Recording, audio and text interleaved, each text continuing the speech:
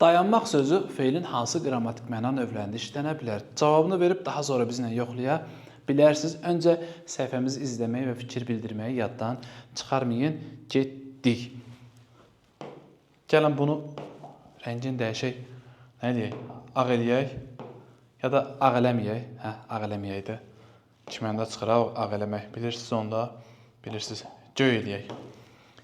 Dayanmaq sözü iki mənada işlənə bilər. Məsələn, mən hal-hazırda yerimdə dayanmışam. Bu nədir? Məlum növ. Sözün kökü də dayandır. Dayanmaq. Sadə söz. Bir də deyirəm ki, dayanmaq.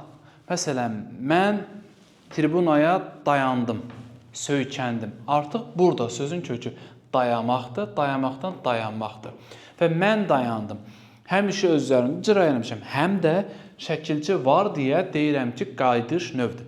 Deməli, bu söz yerinə görə həm qayıdış, həm də məlum növdə işlənə bilər. Desək ki, məsələn, mən bu fikrə dayanıb öz fikrimi əsaslandırmaq istəyirəmsə, burada artıq bu fikrə söykənib mənasına deməli nədir? Qayıdış növdür. Yəni, bunu təkcə harasa dayanmaq kimi işlətməyə bilərlər. Yəni, biraz da məcaziləşdirib işlədə bilərlər. Bu zamanda ehtiyatlı olmalısınız.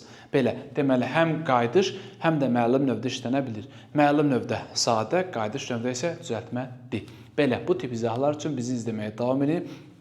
Həmçinin bu yaxında açılacaq sürət qrupuna ibtidai sinif müəllimləri qoşulub imtahana qədər full təkrar edə bilərlər hər şeyi. Həmçinin Azərbaycan ədəbiyyat müəllimləri qoşulmaq istəyən ibtidai sinif müəllimləri 055 597 0151-ə yaza bilərlər. Həmçinin bloka hazırlaşan uşaqlar da sürət qrupumuza 0151 055 597 97 0151-ə yaza bilərlər və filoloqlar 070 882 18 83 yaza bilərlər. Ürəyim çəkildi. Bu qədər. Sağ olun.